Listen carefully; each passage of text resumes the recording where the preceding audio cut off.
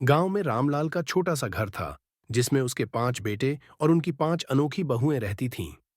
घर गरीब था, लेकिन हंसी ठिठोली की कोई कमी नहीं थी। पांचों बहुएं अपने अजीबो गरीब स्वभाव के लिए मशहूर थीं। आइए मिलते हैं इन 5 मजेदार बहुओं से। 1। बड़ी बहू लाजो, हुक्म चलाने वाली बॉस लेडी। लाजो खुद को घर की मालकिन समझती थी। जैसे ही सुबह होती, वह सबको आदेश देने लगती। रामू, गाय को चारा डालो। श्यामू, पानी भर लाओ। कमला, चाय बनाओ। बेचारे सब डर के मारे बिना सवाल किए काम करने लगते।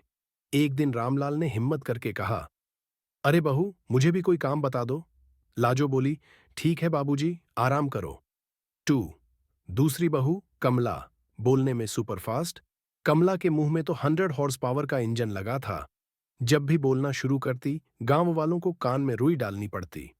एक दिन घर में सब परेशान थे कि अनाज खत्म हो गया।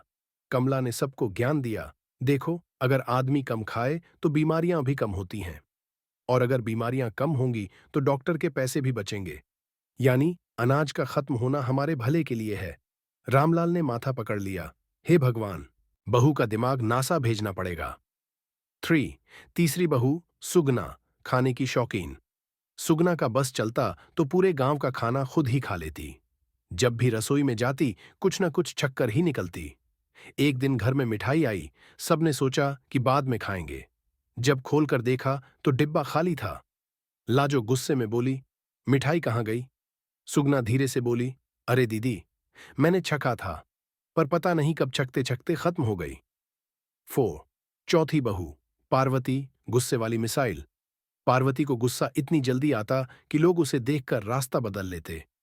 एक दिन गांव में बिजली चली गई और वह जोर जोर से चिल्लाने लगी, ये सरकार कुछ नहीं करती, हम गरीबों की कोई सुनवाई नहीं है। तभी रामलाल ने धीरे से कहा, बहू, यह गांव की बिजली नहीं गई, तेरे गुस्से से बल्ब फ्यूज हो गया। 5। सबसे छोटी बहू गीता, सुपर चालाक जुगाड़ू बहू। गीता को हर चीज का जुगाड़ करना आता था। एक दिन घर में आलू खत्म हो गए तो उसने सूखी पत्तियों को मसाले लगाकर परोस दिया। रामलाल ने पहला निवाला लिया और आंखें फाड़ लीं। अरे, ये आलू कब से पत्तों के पेड़ पर उगने लगे? गीता हंसकर बोली, बाबूजी, नया जमाना है, अब इनोवेशन का दौर है। घर में हर दिन कॉमेडी शो। पांचों बहुएं अपने अनोखे अंदाज में घर चलाती थीं। गरीबी अपनी जगह थी, लेकिन हंसी ठिठोली ने कभी इस घर को उदास नहीं होने दिया। गांव वाले कहते, रामलाल का घर गरीब जरूर है, लेकिन वहां हर दिन एक नया मजेदार ड्रामा चलता है।